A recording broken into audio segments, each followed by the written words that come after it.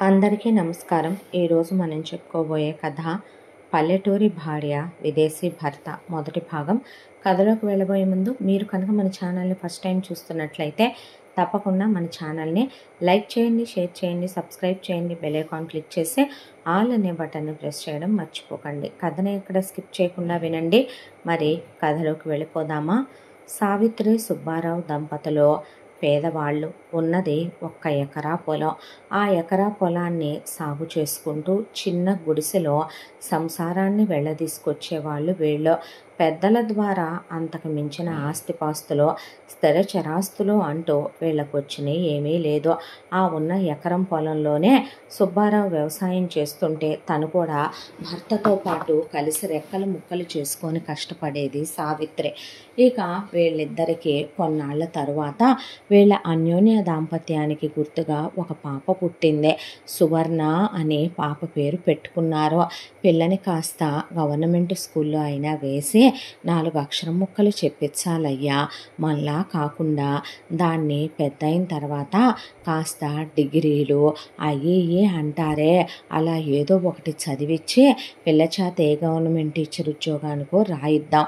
కాస్త మంచి సంబంధం చూసి పిల్లకి పెళ్లి చేద్దాం. ఇవన్నీ మనం చెయ్యాలంటే మనం అమ్మాయితోనే ఆపుకోవాలి అన్నాడు సుబ్బారావు. ఆపేసుకుంటే పోయా అని సావిత్రి ఆపరేషన్ చేయించేసుకుంది. దాంతో వాళ్ళకి సువర్ణ ఒక్కతే కూతురు. ఇక కాలచక్ర ప్రవాహంలో రోజులు గడిచిపోతూ పాప పెరిగి పెద్దవటం మొదలైంది. పిల్లకి ఒక 2-3 ఏళ్ల వయసు వచ్చినప్పుడు సావిత్రి సుబ్బారావు ఎప్పట్లానే పొలానికి వెళ్ళి ఆయన ముందు అలా దున్నుకుంటూ వెళుతుంటే ఆవిడ వెనకాల విత్తనాలు వేసుకుంటూ వెళుతోంది. ఎక్కడి నుంచి వచ్చాయో ఏమో ఉన్నట్టుండి పాములు గుంపుగా వచ్చేశాయి. ఎవరో పుట్ట కొడుతున్నారని దూరంగా. ఆ వచ్చిన పాములు ఏ పాపం పుణ్యం ఎరుగనే సావిత్రి సుబ్బారావుని కాటేసేశాయి. అయితే పిల్లని కాటైపోతుంటే సావిత్రి పిల్లని గబాల ఉయ్యాల తొట్లో పడేసింది. అక్కడికక్కడే నురగలు కక్కుకొని రంగు మారిపోయి భార్యాభర్తలు చాలా విషపూరితమైన పాములు కాటేయటం వల్ల ప్రాణాలు విడిచారు. 2 శవాల్ని తీసుకొచ్చి అక్కడ పడుకోబెట్టి అంత్యక్రియలు పూర్తయ్యాక ఇప్పుడు పాప మంచి చెడు ఎవరు చూడాలి అనే ఊరు, అది పల్లెటూరు. ఊళ్ళో వాళ్ళందరూ మాట్లాడుకుంటే వచ్చిన చుట్టాలు బంధువులు సావిత్రి తరపున సుబ్బారావు తరపున చాలామంది ఉన్నా పిల్ల బాధ్యత తీసుకోవటానికి ఎవ్వరూ సిద్ధపడలేదు. ఇక సుబ్బారావుకి దూరపు బంధువు, కాలు విడిచిన వేలు విడిచిన యాడో చెల్లెలు వరుసయ్యే సుందరి తన మొగుణ్ణి అలాగే తన కూతుర్ని కొడుకుని తీసుకొని వచ్చింది. అక్కడికి వచ్చి ఈ జరిగిన కథ అంతా విన్న తర్వాత చుట్టాలు బంధువులు అయినోళ్ళు మాకెందుకు అనుకొని వెళుతున్నా ఆ పిల్లకి 1 ఎకరా పొలం ఉంది, ఆ గుడిసంతా నేల ఉంది అనే దాంతో నేను చూస్తాలే పిల్లని అని పిల్లని సంఖలో వేసుకున్న తర్వాత మెల్లగా ముందు ఆ ఎకరం పొలం బేరం పెట్టి అమ్మేసుకొని ఆ గుడిసున్న చోటుని బేరం పెట్టి అమ్మేసుకొని పిల్లని తీసుకొని వెళ్ళిపోయింది వేరే ఊరికి. వెళ్ళిపోయిన తర్వాత ఆ డబ్బులు పెట్టే సుందరి మొగుడు పని చేయడు. పని పాట లేకుండా తప్ప తాగే ఎప్పుడు చూసినా కొంపలోనే ఉంటాడు వాడు. ఇక సుందరి కొడుకు సంగతే, వాడు పొద్దున్నే లేచి పేపర్లు వేసి పాల ప్యాకెట్లు వేసి ఆ తర్వాత గవర్నమెంట్ స్కూల్కి వెళ్ళి వాడు చదివేదో వాడు చదువుకుంటా, ఇక సుందరి కూతురు దాని చదివేదో అది చదువుకుంటా ఉంటుంది. ఇంత దాంట్లో సుందరి సువర్ణ 4 డబ్బులు వచ్చినాయి కాబట్టి దాంతో జల్సాలు చేయటం మొదలుపెట్టింది. ఆ డబ్బులు ఆ పిల్ల పేరు మీద వేసింది లేదు. పోనీ ఆ డబ్బులు పెట్టి ఏ వ్యాపారమో ఏదో ఒకటి మొదలుపెట్టి చచ్చింది లేదు.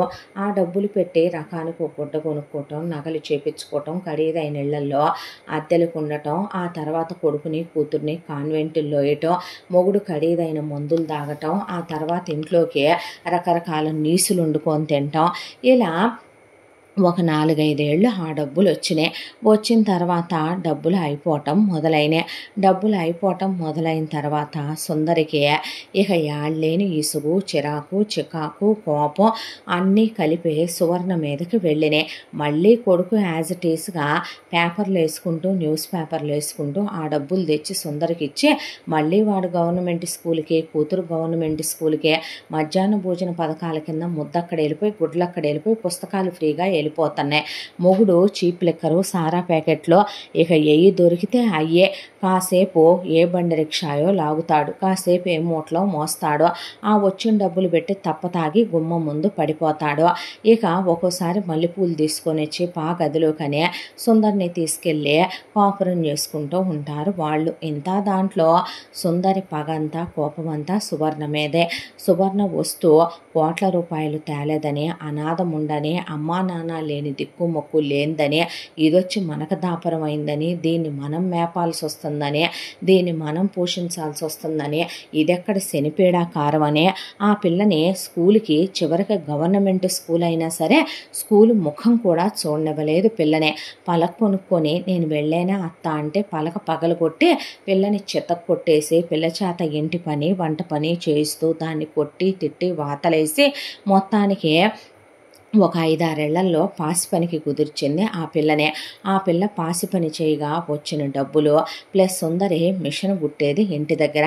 ఆ డబ్బులు పెట్టి కొడుకు పాల ప్యాకెట్లు, న్యూస్ పేపర్లు వేసిన డబ్బులు పెట్టి తన కూతురుని మాత్రం ఏమీ చేయనివ్వకుండా మొత్తానికి సంసారం ఈదుకు రావటం మొదలుపెట్టింది సుందరి. కాలచక్ర ప్రవాహంలో రోజులు గడిచిపోతూ సుందరి కొడుకు 10th ఇంటర్ అయిపోయి వాడిది ముందే డిగ్రీ అయిపోయింది. అయిపోయిన తర్వాత వాడితో పాటు కష్టపడి కాయ కష్టం చేసుకునే ఒక అమ్మాయిని, కాలేజీలో చదువుకునే అమ్మాయిని చూసి ఇష్టపడి ఆ అమ్మాయితో పాటు శుభ్రంగా ఊడొదిలిపెట్టి వెళ్ళిపోయాడు. ఒక రోజున వెళ్ళిపోయి శుభ్రంగా వాడు అమ్మాయికి పుస్తకట్టేసి వాళ్ళు శుభ్రంగా కష్టపడే వాళ్ళు ఏడో ఒక హోటల్ పెట్టుకొని బతుకుతున్నాడని వినేసి వదిలేసి పేడ ఇరగడైపోయింది అనుకుంది సుందరి. ఎప్పుడు సుందరికి డబ్బులు కావాలి, ఆ డబ్బులు ఎలా వస్తాయి అని ఆలోచించుకుంటూ కూర్చుంటే ఈలోపు తన కూతురికి పెళ్లి చేయాలి. తన కూతురు కిరీటం లేని మహారాణి. తన కూతురికి అదేమిదేమని లక్షల రూపాయలు పోసి ఖరీదైన అల్లుణ్ణి దేవాలి. ఎలా అంటే సువర్ణ వయసుకు వచ్చి కనపడుతుంది కంటికి ఎదురుగా, కాబట్టి దీన్ని అమ్మేస్తే అనుకుందే తడవుగా సువర్ణకి ఒక 20 ఏళ్ల వయసు ఉంటుంది. 20 ఏళ్ల వయసు ఉంటే పెళ్ళిళ్ళ పేరాయిని పిలిచి 2వ సంబంధం, 3వ సంబంధం, 5వ సంబంధం, 10వ సంబంధం అయినా పర్వాలేదు, బాగా డబ్బున్న వాడైతే మాకు బాగా ముట్ట చెప్తే దీన్ని అప్పచెప్పి అమ్మేసి పంపిస్తాం అందే. అనేపాటికి ఆ పెళ్ళిళ్ళ పేరేగాడు ఆ మాట కక్కుర్తిపడి ఓ సంబంధం పట్టుకొచ్చాడు. వాడి పేరు నాగరాజు. వాడికి 65 ఏళ్ళు. వాడికి ఆల్రెడీ 2 పెళ్ళాలు సచ్చి 3వ పెళ్ళాం లేచిపోయి వాడి కొడుకులు కూతుళ్ళు అందరూ కూడా వాడి ఆస్తి పనిచేయంగా అమెరికాలో వెళ్ళిపోయి సెటిల్ అయి వాడి పేరు మీద ఒక బాగా మూట మూలుగుతుంది. వాడు సుందరి పెళ్లి కూతురు అనుకొని నువ్వేనేంటే పెళ్లి కూతురు అని రాగానే నడుం గిల్లి బుగ్గ గిల్లాడు. గిల్లి చేతికి చుట్టుకున్న మల్లెపూల మాల సుందరి మొహం మీద ఇసిరేసి ముందు పెళ్ళేంటే పిల్ల, ముందు శోభనం చేసుకొని తర్వాత పెళ్లి చేసుకుందామంటే చాలే బావా నువ్వు నీ సరసాలు మరీ కాపోతే నేను పెళ్లి కూతురునేంది నీకు మరీ కంటికి నేనంత పొడుసులాగానేనా ఏంటి, నాకు నా మొగుడున్నాడయ్యా స్వామి, ఇదిగో లేదంటే గనక అప్పుడు ఆలోచించుండేదాన్నే. ఆ సచ్చినోడు తాగుబోతోడైనా తిరుగుబోతోడైనా నెత్తి మీద గొడుగల్లే మెళ్ళో పుస్తల్లే బతికే ఉన్నాడు. ఆడుండంగా నేను నీతో ఎట్టిదవుతానో అంటే ఏంది, నువ్వు కాదా పెళ్లి కూతురివి ఏమోనే, నా మనసు నిన్ను చూసిన కాడి నుంచే నీ వైపే లాగుతుంది, ఇదెవరో అన్నాడు. ఇది నా కూతురు అని చెప్పింది రాగిణిని. మీ ఇద్దరిని కలిపి నేనే శుభ్రంగా పుస్తలు కట్టకుండానే ఏలుకుంటాను, రారాదంటే చెరుకు గదిలో పెట్టి బోల్డన్ని నగలిస్తాను డబ్బులు ఇస్తాను అంటే సాల్లే ఊరుకో, నీకు పెళ్లి సంబంధానికని పిలిపించింది దీని పేరు సువర్ణ, మా దూరపు చుట్టాలి పిల్లలే, నేనే పెంచాలే ఇన్నాలే అన్నాడు నాగరాజు. అన్న తర్వాత ఎంత ఇస్తావో చెప్పు మరే, ఎంతవరకు ఇది పరపరాగ సంపర్కం, చందన పువ్వు కన్నెరికం చేస్తే బావా నువ్వే చెయ్యాలి అని ఒక వేశ్యలు గనక వేశ్యావాటికలో ఎలా మాట్లాడతారో సువర్ణను నుంచోబెట్టి వేలం పాటలో ఒక వస్తువును నుంచోబెట్టి వేలం వేసినట్టు మాట్లాడటం మొదలుపెట్టింది సుందరి. దాంతో చూడటానికి మనిషి రంగు పొంగు హంగు బాగానే ఉంటుంది బాయ్య. కాకపోతే తలకి సరిగ్గా నూనె పెట్టక సౌరది రుద్ది బాగా నలుగేసి నీళ్లు పోసి మంచి కోగ్గట్టి నగలేస్తే నువ్వు అసలు పంచకళ్యాణి గుర్రం పనికిరాదు దాని ముందు అన్నాక నువ్వు ఎన్ని గుర్రాలను చూపించినా నా మనసు నీ మీదకే లాగేస్తుంది సుందరే అనేపాటికి చీ ఊరుకో నువ్వు నీ సరసాలు అని చెప్పి ఆ తర్వాత దీనికి బేరం చెప్పవయ్యా అనేసరికి 50 లక్షలు ఇక ఫిక్స్డ్ రేటు అన్నాడు నాగరాజు. సరేలే అన్న తర్వాత మరి పిల్లల్ని గంటావా నన్ను చేసుకున్నాక అనే సువర్ణతో మాట్లాడుతుంటే ఆ అమ్మాయి అసలు ఏమీ మాట్లాడకుండా లోపలికి వెళ్ళిపోయి ఇక బయట ఒక చెట్టు ఉంటుంది. ఆ చెట్టు దగ్గర కూర్చొని పోయిన అమ్మా నాన్నల్ని తలుచుకుంటూ తన జీవితం ఏంటో అర్థం కాక కన్నీళ్లు ధారలుగా కారిపోతూ అలా కూర్చుండిపోయిందే. ఇంటి చుట్టుపక్కల వాళ్ళు ఊళ్ళో వాళ్ళు చూసే వాళ్ళేమీ మాట్లాడటానికి లేదు. సుందరి గయ్యాళిదని తెలుసో, సుందరి నోట్లో నోరు పెట్టలేమని తెలుసో, సుందరి బజార్ రకమని తెలుసో, ఆ పిల్లని చెరలు పెడుతుందని తెలుసో, మనం ఒకళ్ళ పిల్ల గురించి మాట్లాడే హక్కు అర్హతలు మనకి లేవని, పక్కింటి విషయాలు ఎదురింటి విషయాలు మనకెందుకనే అనుకునే ప్రపంచంలోనే మనం ఉన్నాం. కాబట్టి ఆ అమ్మాయి రోదన అరణ్య రోదనే అయిపోయింది ఎప్పట్లాగానే. ఆ తర్వాత పెళ్ళికి ముహూర్తాలు కుదుర్చుకొని కూర్చుంది సుందరే.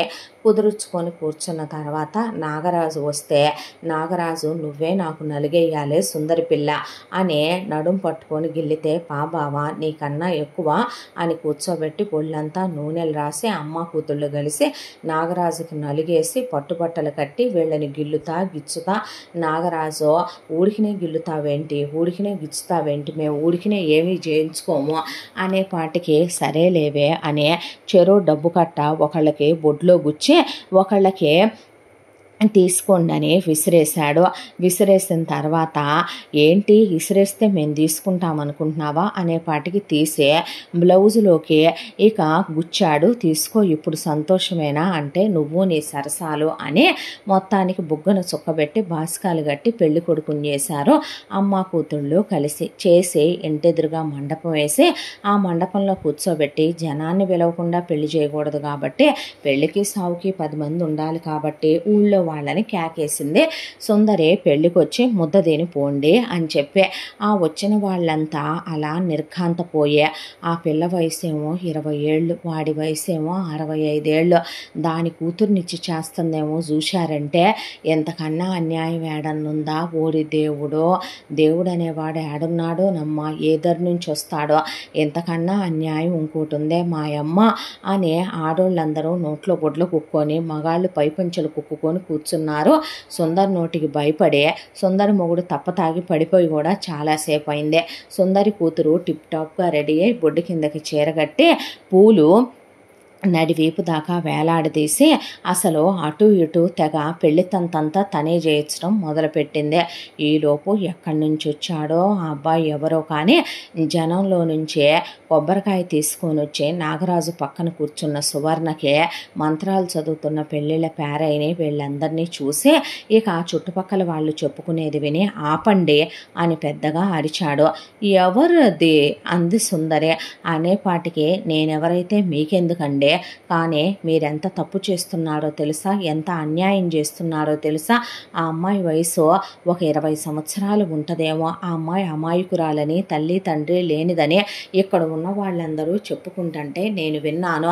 అలాంటి దాన్ని ఈ ముసలి ఎదవ ఈడు రేపో మాపో పోతాడు. ఆ పిల్లకి తాత వయసు ఉంటుందా వీడికిచ్చి ఆ అమ్మాయిని చేసే ఆ అమ్మాయి గొంతు కోయటమేంటి ఆహా మరి కొయ్యం లేరా గొంతు అలాగైతే మగాడా ఎక్కడి నుంచి వచ్చావో ఊడి పడ్డావు కదా ఆకాశం నుంచి మగాడివి దీనికోసం అలాగైతే ఓ పని చేయి వాడికి నేను దీన్ని 50 లక్షలకు అమ్మేశా బేరం పెట్టా వాడు ఆ 50 లక్షలు దీని మెళ్ళలో పుస్తకట్టి దీనికి కన్యకంగానే ఇస్తానన్నాడు.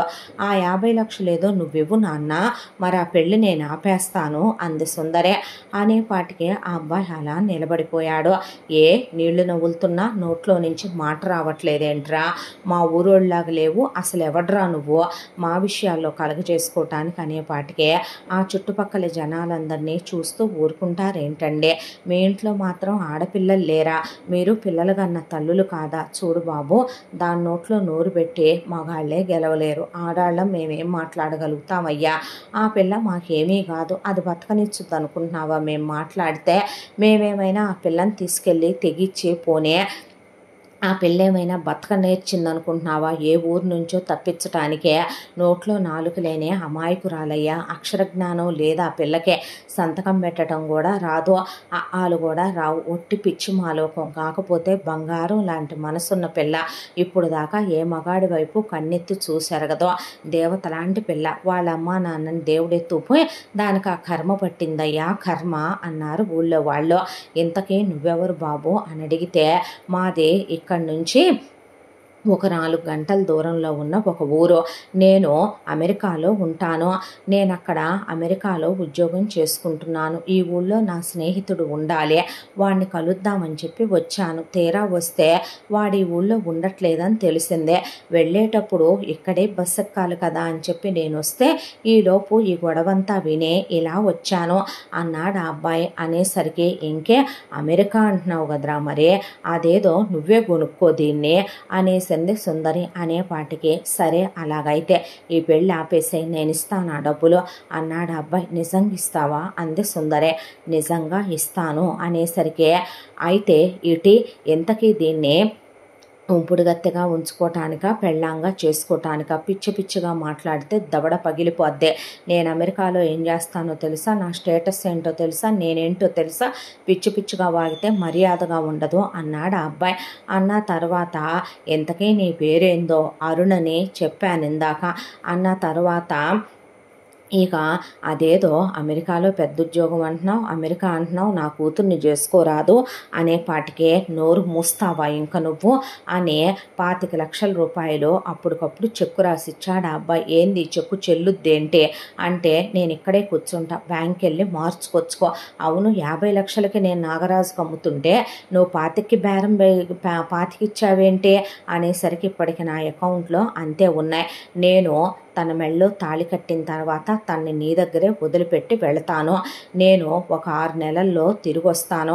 నేను తిరిగి వచ్చిన తర్వాత తన్ని తీసుకెళ్లేటప్పుడు ఆ 25 ఇచ్చి తీసుకెళ్తాను.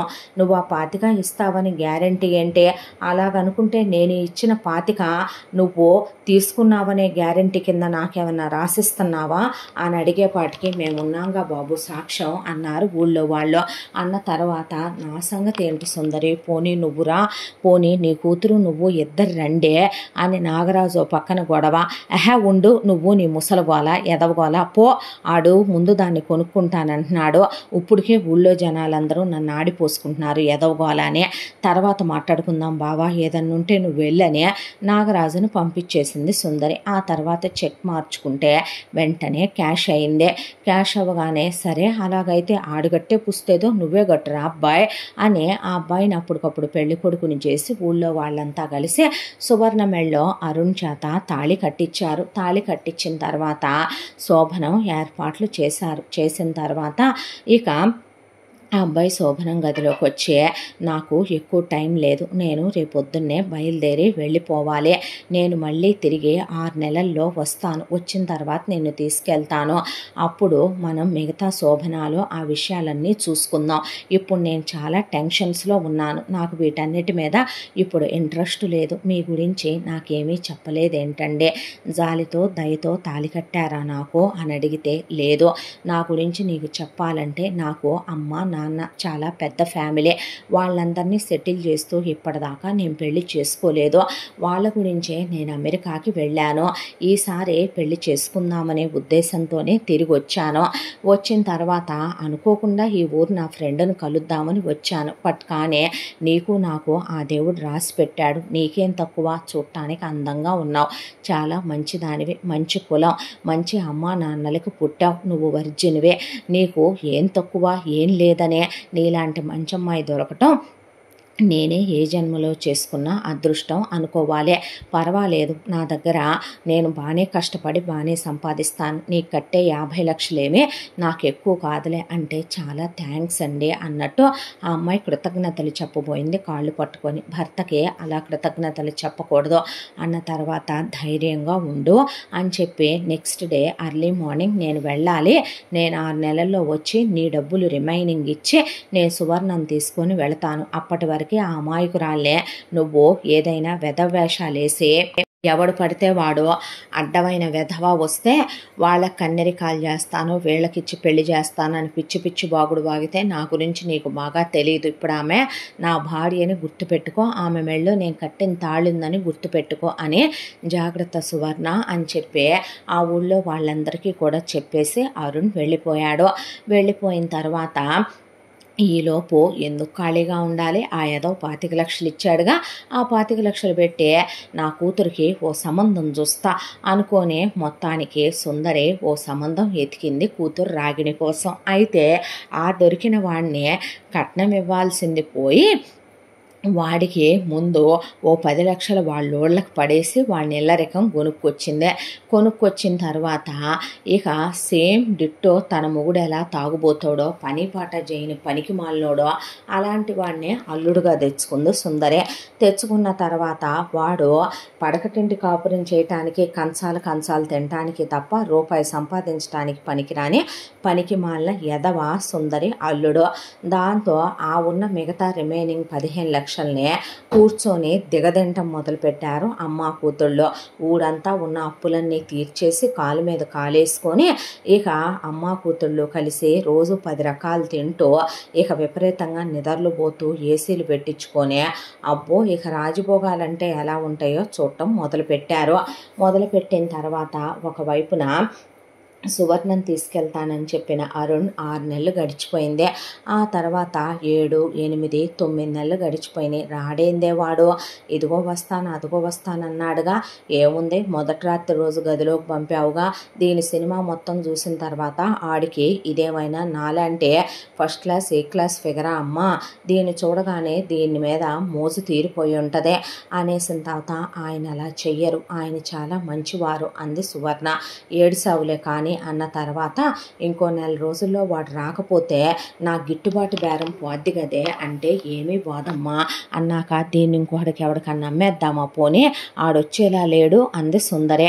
అన్న తర్వాత ఎవడికో ఎందుకమ్మా, నాగరాజు ఉన్నాడుగా, నాగరాజుకే అమ్మేస్తే సరిపోద్దిగా దీన్నే అన్న తర్వాత మరి వాడొచ్చి నా పెళ్ళాం అని చెప్పి అడిగితే ఏం చేద్దామే అంది సుందరే. అబ్బా అలా కాదు, నాగరాజుని పిలిపించిన తర్వాత ముందు వాడితో దీనికి కన్నెరికం చేయించు అంటే రేపే చేయించావనుకో ఇది రేపైపోయిన తర్వాత అయ్యో దేవుడా ఒక రోజున నేను జ్వరంతో ఉన్నాను, మా అమ్మాయి ఏమో మా అల్లుడిని తీసుకొని సినిమాకని వేరే ఊరు వెళ్ళింది, నా మొగుడు తప్పతాగి పడిపోయాడు, దాంతో ఆ నాగరాజు గాడొచ్చి ముందు నన్ను చెరచబోయాడు, నేను అలిం కాలేదనే జ్వరంలో ఉన్నానని నన్ను తోసేసి ఆ తర్వాత సువర్ణని గదిలోకి తీసుకెళ్లి చెరిచాడు, మానభంగం చేశాడు.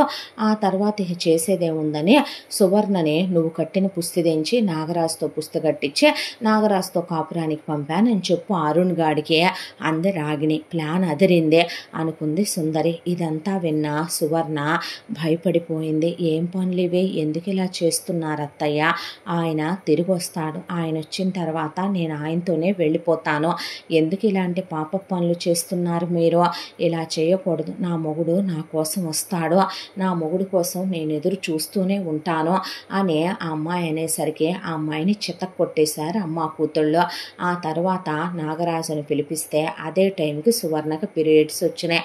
అబ్బా కర్మరా దేవుడా అనుకున్న తర్వాత పోనీ మీ అమ్మ కూతుళ్ళు 5 రోజులు రండే, తర్వాత అది వస్తుందిలే అనేపాటికి ఊరుకో బావా ఆగు, నువ్వు నీ కంగారు, దానికి దాని మొగుడున్నాడు, నాకు నా మొగుడున్నాడు, నువ్వు నీ గోల అన్న తర్వాత నువ్వెళ్ళు ఊడి చివర వేసే వాటికి ఉందిగా ఈ 5 రోజులు అక్కడ ఉండి రాపో, తర్వాత వద్దుగానని సుందరి పంపించింది. సువర్ణ ఈ 4 రోజుల్లో మొగుడొచ్చాడా వస్తాడు, రాకపోతే గనక ఇక భగవంతుణ్ణే అలా మనసులోనే ధ్యానం చేసుకుంటూ పుట్టిన దగ్గర నుంచి ఏసుకో అనుభవించింది వచ్చింది లేదు.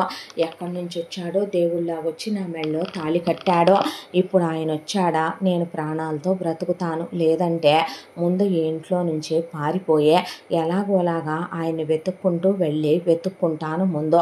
కొన్నాళ్లలో దొరుకుతాడు, దొరకలేదా ఏ రైలు కిందో పడి నూతులు దూకో ఎట్లు దూకో సస్తాను, కానీ ఇలాంటి తప్పుడు పనులు మాత్రం నేను చేయలేను. నా మెళ్ళో నా భర్త కట్టిన పుస్త ఇంకా ఇలాగే ఉన్నప్పుడు నేను ఆయన భార్యనే అవుతాను, కానీ ప్రాణం పోయినా తప్పుడు పనులు నేను చెయ్యను అనుకుంది సువర్ణ. ఇలా అనుకుంటూ ఉండగానే ఆ 4 రోజులు గడుస్తూ ఉండగా ఒక రోజున సడన్గా చాలా పెద్ద కారు వచ్చి ఆగింది సుందరి వాళ్ళ ఇంటి ముందు. చూస్తే ఆ కారులో నుంచి ఒక అబ్బాయి దిగాడు. చూడటానికి 6 అడుగుల పైమాట ఎత్తు, మంచి మీసకట్టు మనిషి, దానికి తోడు కండలు తిరిగిపోయిన 10 ప్యాక్ బాడీ శరీరంతో కొడితే స్తంభాలు పగిలిపోయి గోడలు పగిలిపోయేటట్టున్నాయి ఆ అబ్బాయిని చూస్తే. దాంతో హూస్ దిస్, ఎవరది అనుకుంటూ వెళ్ళారు అమ్మ కూతుళ్ళు. వెళ్తే ఎక్స్ట్రా లాపి ఇక్కడ సుందరంటే ఎవత్తే అని అడిగాడు ఆ వచ్చిన అబ్బాయి. ఎవత్తా, ఎవడరా నువ్వు, నా పేరు చెప్పి నన్నే ఎవత్తని అడుగుతున్నావు అనేపాటికి, ఓ నువ్వేనా ఆ సుందరీమణివి అనేసరికి అవును అనేసరికి సువర్ణేది అని అడిగాడు. అడిగేసరికి నేనేనండి అని సువర్ణ వస్తే ఆ అమ్మాయిని కింద నుంచి పైకి చూశాడు. చూసిన తర్వాత ఎంతకీ నువ్వెవరో చెప్పకుండా సుందరెవరు సువర్ణ ఎవరు అని అడుగుతావేంది, అసలు ముందు నువ్వెవరు అని చెప్పి అడిగితే నేను అమెరికా నుంచి వస్తున్నాను అనేపాటికే సువర్ణ కళ్ళల్లో ఒక్కసారిగా మెరుపు కనపడింది.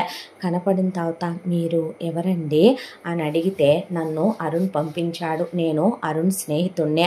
అరుణ్ చాలా బిజీగా ఉన్నాడు, రావడానికి అవ్వలేదు, అందుకనే వీసా పాస్పోర్ట్ అన్నీ చేయించి నిన్ను తీసుకురమ్మనమని నేనెటు ఇక్కడున్న మా బంధువుల్ని కలుద్దామని ఇండియాకు వస్తున్నానని నాకు డబ్బులు ఇచ్చి పంపించాడు ఫ్లైట్ టికెట్స్కి వాటికి. మనం ఒక 10-15 రోజుల్లో బయలుదేరదాం సువర్ణ అని చెప్పుకొచ్చాడు ఆ అబ్బాయి. ఎంతకే నీ పేరేంటి అని అడిగితే మురళి అని చెప్పాడు. చెప్పిన తర్వాత అవునండి ఆయన పంపించారా, ఆయన బాగున్నారా, నాకు తెలుసండి ఆయన వస్తారని, ఆయన ఏదో పనిలో ఉండుంటారని అనుకుంటూనే ఉన్నానండి నేను అన్న తర్వాత ఊళ్ళో వాళ్ళంతా పోగయ్యారు. అవునా బాబు అబ్బాయి పంపించాడా అంటే అవునండి అన్నాడు మురళి. అన్నాక చాలా మంచోడయ్యా ఆ పిల్లాడు, ఆ రోజున కూడా ఇది ఇట్లా ముసలోడికి ఇచ్చి పెళ్లి చేయబోతుంటే ఇలా వచ్చి తాళి కట్టాడని, చాలా మంచోడని, 25 లక్షలు ఇచ్చాడని చెప్తే అవన్నీ సరేలే కానీ ఇంకో 25 ఇస్తానని చెప్పాడు ఆడు. ఆ 25 ఇవ్వండి దీన్ని పంపే పనే లేదు అనేపాటికే నువ్వెక్కడ దొరికావే అనకూడదులే కానీ సుబ్బిశెట్టి దగ్గర చింతామణి దోచినట్టు ఇలా మగాళ్ళ మీద పడి దోచేస్తున్నావో, కాయ కష్టం చేసుకొని బ్రతకటం రాదా మీకు, అసలు ఏం ఫ్యామిలీలే మీవి, ఏం మనుషులు మీరు అని అడిగాడు ఆ వచ్చిన మురళి. వామ్మో వీడేంటి, వాడే నయ్యం పోయినోడు, ఏమీ ఉసే అనకుండా వార్నింగ్ ఇచ్చేవాడు, వీడు అసలు ఎలా రెచ్చిపోయి మాట్లాడుతున్నాడని. మేమెవరైతే నీకెందుకు, మా పిల్ల మా ఇష్టం, ఒప్పుకొని వెళ్ళాడు నీ స్నేహితుడు, ఇస్తావా ఇవ్వవా అనేపాటికే వాడు డబ్బులు ఇచ్చే పంపించాడు, నువ్వు ఎక్స్ట్రాలు వాక్కు నేను వెళ్ళేటప్పుడు ఇస్తాను అని చెప్పి 25 లక్షలు బ్యాగ్లోంచి తీసి చూపించి ఆ ఊళ్ళో ఉన్న అందరి ముందు ఆ 25 లక్షలు సుందరి మొహాన్ని కొట్టాడు మురళి. ఇచ్చిన తర్వాత అదేంది 25గానే పంపాడా, మరి దీన్ని ఏడాది కాలంగా ఇంట్లో ఉంచుకున్నాం, వడ్డీ ఏమీ లేదా అన్న తర్వాత నేను ఇచ్చేదేంది వడ్డీ నీకు అనేపాటికి, ఇస్తానంటే నేను వద్దంటానా ఏంటే, నువ్వు అందంగా ఉన్నావు, నీకు పెళ్ళవ్వలేదా, నా మొగుడికి విడాకులు ఇచ్చేస్తాను, నువ్వు అమెరికాలో ఉండేటటువంటి సిటిజన్వే అయితే గనక నేను కూడా నీతో వచ్చేస్తాను, నా మెళ్ళలో కూడా నువ్వు పుస్తకట్టు అని అడిగింది రాగిణి. అడిగిన తర్వాత కొడితే మొహం పగిలిపోద్ది అమ్మకి కూతురికే. వేషాలు వేశారంటే ఎలా కనపడుతున్నానే నేను మీకు, అరుణంత సాఫ్ట్గా అరుణంత మంచోడిని నేను కాదు, వేషాలు వేశారంటే మర్యాదలు కూడా దక్కో, మూసుకొని ఇచ్చిన డబ్బులు తీసుకొని తను నాకు అప్పచెప్తే తీసుకొని వెళ్తానంటే శబాష్ బాబు అన్నారు ఊళ్ళో వాళ్ళందరూ. అన్న తర్వాత ఇక మనం వెళ్ళటానికి ఒక 10-15 రోజులు టైం టైం పట్టుద్ది, నీకు వీసా పాస్పోర్ట్ ఇవన్నీ ఛాన్సాలే, నేను చేస్తాను, నువ్వు టెన్షన్ పడక, అప్పటి వరకు నేను ఇక్కడే ఉంటాను అన్నాడు మురళి. అన్న తర్వాత అలాగేనండి అంది సువర్ణ.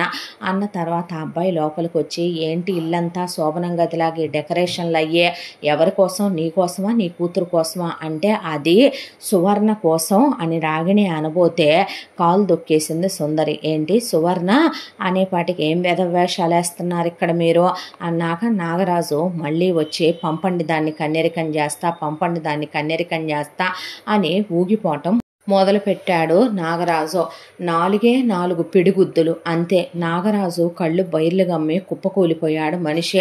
ఓనా నాగరాజు బావో, ఓనా నాగరాజు బావా, మనిషివి కొండంత మనిషివి కుప్పకూలిపోయా, ఓ బావో అనే గుండెల మీద వేసుకొని వాడి మెళ్ళలో గొలుసులు, వాడి ఏళ్ల ఉంగరాలు అమ్మా కూతుళ్ళు తీసేసుకొని వాడి మనుషుల్ని పిలిసే, బావని తీసుకెళ్ళి ఆసుపత్రిలో చేర్చండ్రా అయ్యో అని పంపించేసింది సుందరి. ఏయ్ నోర్మై, నువ్వు నీ ఓవర్ యాక్షను, నువ్వు నీ వ్యాంపేషాలు, నీ కూతురు, నువ్వు మీ డ్రామాలు అసహ్యం నాకు, మీరు మీ చిరాకు పనులు అన్నాక, ఏంటి ఊరికినే ఉంటావా ఏటబ్బాయి మా ఇంట్లో నువ్వు, నేను ఎవరిని ఊరికినే ఉంచుకోను అన్నారు సుందరి రాగిణి. నాకు ఇప్పుడు నువ్వనేలాంటి చేసేంత ఓపిక నీతో నీ కూతురుతో నాకు లేదులే కానీ ఇదిగో అని ఒక 20,000 పడేశాడు, నేనుండేది ఒక 20 రోజులు అని చెప్పి ఆ అబ్బాయి పడేసిన తర్వాత ఒట్టి డబ్బులే ఇస్తావా అంది రాగిణి.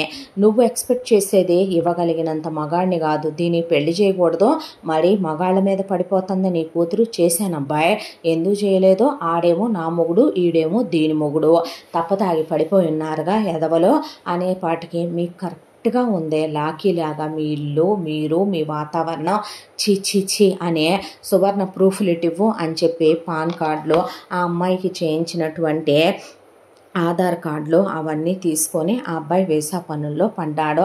ఆ తర్వాత ఇక ఒక 20 రోజులకి మొత్తం ప్రిపరేషన్స్ అన్నీ కంప్లీట్ అయిన తర్వాత అమ్మాయి కట్టుకోవటానికి కనీసం మంచి బట్టలు కూడా లేవు. ఏదో ఉన్న వాటిల్లోనే ఒక చీర తీసి పాపం కాటన్ చీర కట్టుకుంది. కట్టుకున్న తర్వాత ఊళ్ళో వాళ్ళందరూ ఇక ఆ అబ్బాయి కారు వచ్చి బయలుదేరి సువర్ణ వెళదామని తీసుకెళ్ళబోతుంటే, చూడు బాబు అని పక్కింటి బామ్మ వచ్చి ఆ అబ్బాయి చేతులు పట్టుకుంటే, చెప్పండి బామ్మ అన్నాడు. చూడయ్యా, దానికి తల్లి లేదు, తండ్రి లేడు, చిన్నప్పటి నుంచి ఈ మాయదారిదే ఏమంటా తీసుకొచ్చిందో కానీ ఆ పిల్లకున్న పొలం అమ్మేసుకొని, ఆ పిల్లకి ఇంటికి వచ్చిన జాగా అమ్మేసుకొని, దాన్ని కొట్టని రోజు లేదు, తిట్టని రోజు లేదు, వాతలేయని రోజు లేదు. పిల్ల పెద్ద మనిషి అయినా కూడా నరకాలు పెట్టిందయ్యా. అదే కడుపు నిండా ఒక్కరోజు అది తిన్నది లేదయ్యా, మనసారా నవ్వింది లేదు, కంటి నిండా నిద్రపోయింది లేదు. రోజుకు 100 సార్లు అనాథ ముండ, అనాథ కుక్క, దిక్కు మొక్కు లేని దానా అనే ఎవరికీ చెప్పుకోలేదని ఆ పిల్లని చావుగొట్టి చావు బాత్తు పెంచిందే. ఆ తర్వాత ఆ ముసలెదవకిచ్చి ఆ పిల్లని కట్టబెడదాం అనుకుందే. ఎక్కడి నుంచి వచ్చాడో ఏమో నీ స్నేహితుడు ఉన్న పళంగా వచ్చాడు. ఆ పిల్ల మెళ్ళో ఆ ముసలి ఎదవ చేత తాళి కట్టిస్తుంటే పాపం అడ్డం పడి ఆపాడు. 25 లక్షల రూపాయలు పోశాడు. మళ్ళీ ఆ తర్వాత వచ్చి పిల్లని తీసుకెళ్తానని ఇక్కడ వదిలిపెట్టి వెళ్ళాడా బాబు. ప్రతిరోజు ఇంటడి చాకిరీ చేసే బిడ్డాన్ని గంజినీళ్లు తాగి, ఇదిగోనయ్యా ఈ చెట్టు కిందే కూర్చొని ఆకాశంలోకి చూసుకుంటూ, ఆకాశంలో విమానాలు ఎగురుతాయిగా బాబు, ఏదో ఒకరోజు మా ఆయన వస్తాడు, వచ్చి నన్ను తీసుకెళ్తాడని రోజు ఎదురు చూస్తూ కూర్చుంది ఎన్నాళ్ళుగా. దాని కళ్ళు కాయలు కాసిపోయినాయి అయ్యా. నువ్వు వచ్చిన తర్వాతే మళ్ళీ దాని మొహంలో ఆనందం, సంతోషం చూశాం బాబు. తీసుకెళ్ళయ్యా, బాగా చూసుకోమన్నామని చెప్పు. పల్లెటూరు పెళ్ళామైనా కూడా చెప్తే తెలుసుకుంటుందయ్యా మంచి చెడు. ఆ అబ్బాయిని నేర్పుకోమన్నామని చెప్పు. పిల్ల చాలా మంచిది బాబు, నిప్పు లాంటి పిల్ల. ఈ అమ్మ కూతుళ్ళు తేడా రకాలు కానీ ఆ పిల్ల ఏ మగాడి వైపు కన్నెత్తి కూడా చూసెరగదయ్యా. మా కళ్ళ ముందు పెద్ద మనిషి అయిన పిల్ల కదా, నిజం చెప్పాలంటే కొంచెం తలకాయ ఎత్తదు. ఆ మాయకురాలు చదువుకోలేదయ్యా, లోకజ్ఞానం లేదు, పాపం పుణ్యం ఎరగని ఆ దేవుళ్ళలాంటి పిచ్చి తల్లి అదే. దాన్ని తీసుకెళ్తున్నావు, జాగ్రత్త అని చెప్పు బాబు నీ స్నేహితుడికి అంది పక్కింటి బామ్మ. అలాగేనమ్మా అన్న తర్వాత చుట్టుపక్కల వాళ్ళంతా వచ్చి కూడా జాగ్రత్త బాబు అని చెప్పి జాగ్రత్తమ్మా సువర్ణ అన్నాక అలాగే అనే ఆ అబ్బాయితో పాటు కారెక్కిందే. కారెక్కితే సుందరి రాగిణే ఒక్క నిమిషం ఇటు రావే అని కారులో నుంచి దించి, ఏమే అక్కడికి వెళ్ళిన తర్వాత మమ్మల్ని మర్చిపో మాకు, వాళ్ళ దారిన వాళ్ళని వదిలేసి వచ్చాను అనుకోబాకు, నీ అమ్మ బాబు పోతే నిన్ను నేను ఏ ఒక్క పొలుకో లేకపోతే ఏ కాస్త ఇషం బొట్టు వేసి చంపకుండా నిన్ను పెంచి పెద్ద చేశాను, కాస్తో కూస్తో మా మీద విశ్వాసం ఉంచు, అక్కడ డాలర్లలో డబ్బులుంటాయి, ఏదో నువ్వు ఏ సరుకులకి వెళ్ళినప్పుడు ఏ కూరగాయలకి వెళ్ళినప్పుడు నీ మొగుడిని చూడకుండా నువ్వు దేనికో దానికి కావాలని ఏ మేకప్కో లిప్స్టిక్కో అని అడిగి అలా ఒక $1000 అలా ఓ $10,000 మా అకౌంట్లో పడేస్తే అయ్యే మాకు ఇక్కడ ₹4 అయ్యి ఉంటాయి. వినపడుతుందగా చెప్పింది నిద్రమొహం దానా, నిద్రమొహం వేసుకొని ఉండబాక, అక్కడికి వెళ్ళిన తర్వాత వినపడిందా, వాడిని ఎలాగోలాగా కొంగు కట్టేసుకొని ₹4 రాల్చు, ఇక్కడ మర్చిపోబాకు, నేను రాగిణి ఉన్నామనే విషయం, మామయ్య ఉన్నాడనే విషయం వినపడుతుందా దరిద్రపుదానా అని చెప్పి ఇక జాగ్రత్తగా జావు, మరే సరిగ్గా ఏడు, అక్కడ మళ్ళీ పుట్టింటికి రాటాలు, మళ్ళీ మొగుళ్ళతో గొడవలు పెట్టుకోవటాలు అట్టాటి జైబాకు, కాళ్ళు ఇరగొడతా, ఈసారి వచ్చావంటే నాగరాజు కాదు ఏ 10 మందికో వేసి కట్టబెట్టేసి కన్నెరికం చేసేస్తా జాగ్రత్త అని చెప్పింది సుందరి. ఆ తర్వాత ఏంటి వాగుతుంది అని అడిగాడు మురళి. అంటే ఏమీ లేదులేండి వెళదాం పదండి అన్న తర్వాత, మా పిల్లకి మేమేదో మంచి చెడు చెప్పుకుంటాం అబ్బాయి, నీకెందుకు అన్న తర్వాత, మంచి నీలాంటి వాళ్ళ నోట్లో నుంచి రాదులే అని ఆ అబ్బాయి కూడా బయలుదేరిపోయాడు కారెక్కి. ఆ తర్వాత ఎయిర్పోర్ట్ దగ్గరికి వచ్చి ఆగారు. ఆగిన తర్వాత ఇక అక్కడి నుంచి ఫ్లైట్ ఎక్కించాడు. ఎక్కించిన తర్వాత ఇదేనండి విమానం అంటే అనేసరికి, అవును సువర్ణ అన్న తర్వాత, చాలా బాగుంది, ఎంతసేపట్లో వెళ్తామండి మనం అంటే, ఆ అబ్బాయి ఎదురుగా ఫ్లైట్ మూవ్ అవుతున్న మార్కింగ్ చూపించి, ఇదిగో మన ఫ్లైటు ఇలా వెళ్తుంది అనమాట, మనం వెళ్ళాల్సింది ఇక్కడికి అనమాట అని చూపించాడు.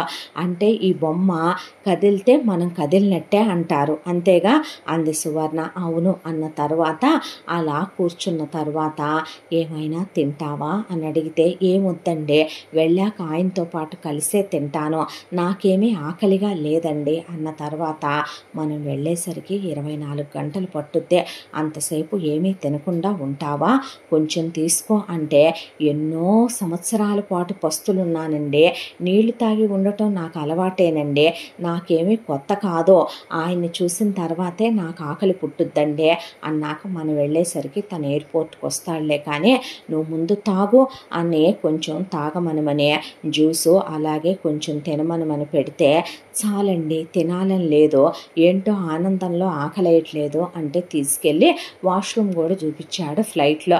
చూపించిన తర్వాత ఆ అమ్మాయి, ఆయనకి మీరు స్నేహితుడిని అంటున్నారు కదా, మరి ఆయన ఇష్టాలేంటో, ఆయనకి ఏమేమంటే ఇష్టమో, ఆయన ఏం తింటారో, నేను ఎలా ఉంటే నచ్చుద్దో, అమెరికాలో మా ఇల్లు ఎలా ఉంటుందో చెప్పరు అని అడిగిన తర్వాత, అవన్నీ నేను తర్వాత చెప్తానులే కానీ కాసేపు పడుకో అన్నాడు మురళి. పడుకోనా, వద్దండి నాకు నిద్ర పట్టదు, కదలదేంటండి ఈ బొమ్మ, నువ్వు బొమ్మని కదిలిచ్చేసినంత మాత్రాన మనం ఎక్కిన విమానం వెళ్ళదు, అది వెళ్ళే టైంకే వెళ్ళుద్ది, కాసేపు పడుకో అని తల మీద చేయి పెట్టి నిమిరాడు ఆ అబ్బాయి.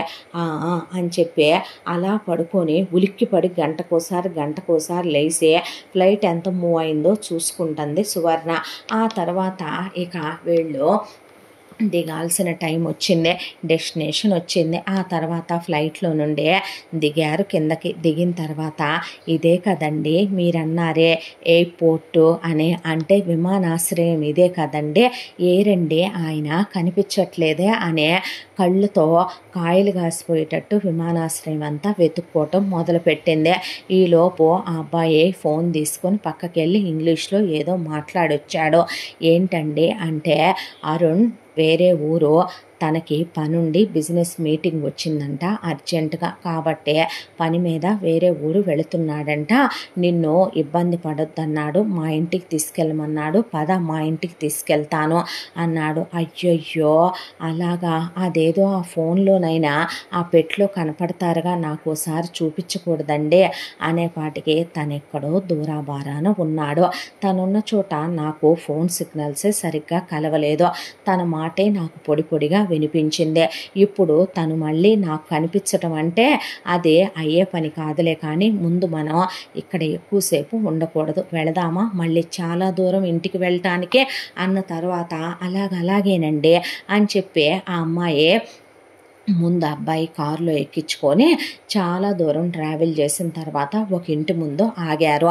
ఆగిన తర్వాత రా సువర్ణ అని చెప్పి లాక్ ఓపెన్ చేసి ఇంట్లోకి తీసుకెళ్ళాడు. అమ్మ బాబోయ్, ఇక్కడ అన్నీ ఉన్నాయండి, చాలా పెద్ద ఇల్లు మీదే అన్న తర్వాత మా ఇల్లు కూడా ఇంతే ఉంటుందా, మా ఇల్లు కూడా ఇలాగే ఉంటుందా అని అడిగింది సువర్ణ. ఇక్కడ అన్ని ఇళ్ళు ఇలాగే ఉంటాయిలే కానీ ఇట్రా అని ఆ అమ్మాయి చేయి పట్టుకొని తీసుకెళ్ళి ఇల్లంతా తిప్పి చూపించాడు. చూపించిన తర్వాత నువ్వు ఈ రూములో ఉండు అని బాత్రూంలోకి తీసుకెళ్ళి షవర్ లాంచ్ చేయటం దగ్గర నుంచే గీజర్లు వేయటం వరకు చూపించి ఇల్లంతా తిప్పి ఆ అమ్మాయికి ఇంట్లో ఉన్న కాఫీ మేకర్ల దగ్గర నుంచి స్టవ్వుల వరకు ఇంట్లో ఉన్న ప్రతి వస్తువుని ఎలా వాడాలో చూపించాడు.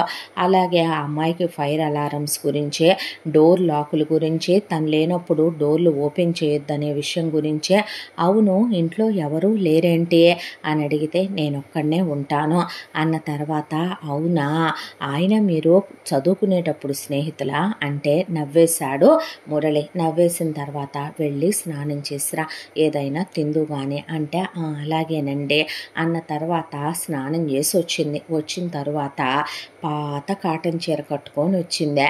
మురళికి జాలనిపించిందే. వచ్చేటప్పుడు బామ్మ వాళ్ళు చెప్పిన మాట గుర్తొచ్చిందే. ఆ చెట్టు దగ్గరే సంవత్సర కాలంగా కూర్చొని చిన్నప్పటి నుంచి దేవుడికి మొరపెట్టుకునేది. అరుణ్ వచ్చిన దగ్గర నుంచే అరుణ్ కోసమే ఎదురు చూస్తూ కూర్చుందని. దాంతో ఫుడ్ ఆర్డర్ చేశాడు. ఏం బాలేదండి, రేపటి నుంచి నేను వంట చేస్తాలేండి అన్న తర్వాత, నువ్వు ఇక్కడికి వంటకో పనికో రాలేదు సువర్ణ అంటే, అయ్యో మన ఇంట్లో పని మనం చేసుకుంటే తప్పేముంది, ఎంతసేపు అంటే ఇద్దరు మనుషులకి గట్టిగా పట్టుమని అరగంటలో అలా టిఫినీలు చేసేసి నేను ఉండేస్తానుగా అన్నం కూరలో, ఇలా బయట నుంచి తెప్పించుకొని తినకూడదండి, ఆరోగ్యాలు పాడైపోతాయి అని చెప్తే నవ్వుతూ విన్నాడు అమ్మాయి మాటలు. తర్వాత టీవీ రిమోట్ తీసుకొని ఇండియన్ ఛానల్స్ ఇందులో వస్తే చూడమనమని చూపించిన తర్వాత నెక్స్ట్ డే సువర్ణను బయటికి తీసుకెళ్ళి అక్కడ ఉండే స్టోర్స్లో ఆ అమ్మాయికి కావలసినటువంటి బట్టలు కొనిపెట్టాడు. అమ్మ బాబోయ్ ఇంతంత రేట్లు ఉన్నాయి ఏంటండో అన్న తర్వాత, ఇప్పుడు రేట్ల గురించి నీకు ఎందుకంట అనేపాటికి, కాదండి మీరేగా అక్కడ నేను అడిగితే ఎంతండి ఇదంటే ఇంతేలే అన్నారు, ఇంతేలే అంటే ఎక్కువే కదండి అన్న తర్వాత, సరేలేండి ముందు పదండి అని ఇంటికి తీసుకొచ్చాడు. తీసుకొచ్చిన తర్వాత ఆ అమ్మాయి ఇంటి వాతావరణానికి అలవాటు పడటానికి ఒక 2-3 రోజులు పట్టింది. తర్వాత ఒక రోజున ఒక బ్యాగ్ తీసుకొని ఆ అబ్బాయి, మరి నాకు ఆఫీస్కి టైం అవుతుంది, నేను ఆఫీస్కి వెళ్ళొస్తాను, నేను లేనప్పుడు డోర్లు తీయకు, జాగ్రత్తగా ఉండు అని చెప్తే, అలాగేనండి అన్నాక, నీకు కావలసినవన్నీ ఫ్రిడ్జ్లో ఉన్నాయి, ఏం కావాలన్నా వండుకో, నీకు వచ్చు కదా, అవి కాకుండా టీవీ పెట్టుకొని చూడు సువర్ణ అని చెప్తే, అలాగేనండి అని చెప్పిన తర్వాత ఆ అబ్బాయి అలా ఆఫీస్కి వెళ్ళటం, డ్యూటీకి, ఆ తర్వాత తిరిగి రావటం, ఇలా నెల రోజుల కాలం గడిచిపోయింది. నెలలో ఆయన వస్తానన్నారన్నారే రాలేదేంటండి అంటే, ఇక్కడ పనులంటే అలాగే ఉంటాయి సువర్ణ, కష్టపడి బ్రతకటానికి ఎక్కడెక్కడి నుంచో వస్తాం ఇక్కడ దాకా, ఎన్నో సముద్రాలు దాటి వేల మైళ్ళు ప్రయాణం చేసి ఇక్కడ రోజులంటే నెలలు, నెలలంటే సంవత్సరాల పనులు పట్టేస్తే, తను ఫోన్ చేశాడు, ఇంకా తన పని అవ్వలేదంట, అయ్యేంత వరకు నిన్నిక్కడే ఉండమన్నాడు, జాగ్రత్తగా చూసుకోమన్నాడంటే, సరేలేండి ఏం తోచట్లేదండి అని చెప్పింది ఆ అబ్బాయికి. ఖాళీగా ఉంటే ఇలాగే ఏదో ఒకటి ఆలోచిస్తూ కూర్చుంటావు, దా చదువుకుందుగాని అన్నాడు. నేనా చదువా అందే. ఇలాగే ఉంటే చదవటం రాయటం నేర్చుకోకపోతే ఎలాగా, తను వచ్చేసరికి సర్ప్రైజ్గా హ్యాపీగా ఫీల్ అవుతాడు, దా చదువుకుందుగానే అని చదువు నేర్పటం మొదలుపెట్టాడు మురళి. దాంతో మొగుడొచ్చాక హ్యాపీ ఫీల్ అవుతాడని మురళి చెప్పాడనే దాంతో మెల్లమెల్లగా ఆలు నేర్చుకుంది, తన పేరు రాయటం నేర్చుకుంది, ఏబిసిడీలు నేర్చుకుంది, చిన్న చిన్న క్యాట్ అని, డాగ్ అని, డాల్ అని వెళ్ళేటప్పుడు హోంవర్క్ ఇచ్చి వెళ్ళేవాడు, వచ్చేసరికి ఆ హోంవర్క్ అంతా చేసేసానని చిన్న చిన్న రైమ్స్ అన్నీ ఆ అబ్బాయి రాగానే అప్పచెప్తూ కూర్చునేది. దానికి తోడు రైమ్స్ ఛానల్స్ పెట్టుకొని, ఇంగ్లీష్ ఛానల్స్ పెట్టుకొని అందులో బొమ్మలు మాట్లాడేవి, తను కూడా ఆ బొమ్మల్లాగానే మాట్లాడుతూ ఆ అబ్బాయికి చేసి చూపించేదే. నవ్వేవాడు ఆ అబ్బాయి. ఆ తర్వాత ఇలా మరో 2 నెలల కాలం గడిచిపోయింది. సువర్ణ వచ్చి 3 నెలల కాలం చూస్తున్నాను, ఏం తోచట్లేదండి, పిచ్చి పడుతున్నట్టుగా ఉంది, ఇంట్లో ఆయనే గుర్తొస్తున్నారు పద్దాకా మీరు వెళ్ళిన దగ్గర నుంచి అంటే, అవునా బోర్ కొడుతుందా అని బయటికి తీసుకెళ్ళాడు. ఫేమస్ ప్లేస్లన్నీ తిప్పి చూపించుకొచ్చాడు. అక్కడ దొరికే చాలా ఐటమ్స్ కొనిపెట్టాడు, చాలా తినని ఐటమ్స్ తినిపించాడు. ఆ తర్వాత ఇక్కడ ఇలా ఉంటుందని వాటి గురించి ఎక్స్ప్లెయిన్ చేసి, ఇక్కడ వీటిని ఇలా అంటారని, వాటిని అలా అంటారని, వీటిని ఇలా వాడతారని, ఇలా ఉంటాయని ఎస్కలేటర్ దగ్గర మొదలుపెట్టి ఆ అమ్మాయికి ప్రతిదీ ఎక్స్ప్లెయిన్ చేస్తూ, ఆ అమ్మాయితో ఎక్స్ప్లోర్ చేస్తూ మొత్తం అలా తిప్పి చూపించుకుంటూ ఒక్కొక్కటి అలా అన్నిటినీ నేర్పించుకుంటూ రావటం మొదలుపెట్టాడు. అలా ఒక నెల రోజుల కాలం తెలియకుండానే గడిచిపోతూ వచ్చింది. ఆ నెల 2 నెలలు, 2 నెలలు, 3 నెలలు అయింది. ఇప్పటికీ సువర్ణ వచ్చి 6 నెలల కాలం అలా గడిచిపోతూ వెళ్ళిపోయింది. సువర్ణ ఆలోచనలన్నీ అరుణ్ చుట్టూనే. ఒక రోజున మీ స్నేహితుడు అని ఆయన అంటారు కదా, మీ ఇద్దరూ కలిసి చాలా ఫోటోలు దిగి ఉంటారుగా, మీ ఫోన్ పెట్లో ఉండుంటాయిగా, ఒక్క ఫోటో ఉంటే ఆయనదే, ఫోటో వేయించి ఇవ్వకూడదు, బాగా గుర్తొస్తున్నారండి ఆయన అనేపాటికి, నా దగ్గర తన ఫోటోలు ఏమీ లేవు సువర్ణ. అదేంటండి స్నేహితులు అన్నారు, ఫోటోలు దిగలేదా, ఇప్పుడు ఆ పెట్లో అందరూ సెల్ఫీలను దిగుతున్నారుగా అని అడిగింది సువర్ణ. అడిగితే, ఏమో ఎప్పుడు మా ఇద్దరికి అలా దిగాలనిపించలేదో, ఎందుకో తెలీదు, ఎప్పుడు ఆ సిచ్యువేషన్ మా ఇద్దరి మధ్య రాలేదంటే, అవునా ఆయన ఫోటో కూడా లేదా, పెళ్ళిలో చూడటమేనండి అని చెప్పి, ఏంటో పదే పదే జ్ఞాపకం వస్తున్నారు ఆయన, ఎందుకో తెలియట్లేదండి అని చెప్పింది. చెప్పిన తర్వాత నవ్వేసి, ఆలోచించకు, తను వచ్చేస్తాడు, అతిగా ఆలోచిస్తే బ్రెయిన్ పాడైపోద్ది అన్నాక, ఒకసారి నాతో ఆయనతో మాట్లాడించుకోవచ్చు కదా మీరు అని అడిగింది. తనున్న దగ్గర సిగ్నల్స్ లేవని చెప్పాను కదా, తను నాకు మెయిల్సే పెడుతున్నాడు ఈ మధ్య, అసలు ఫోన్ కాల్స్ కూడా చేయటం లేదు.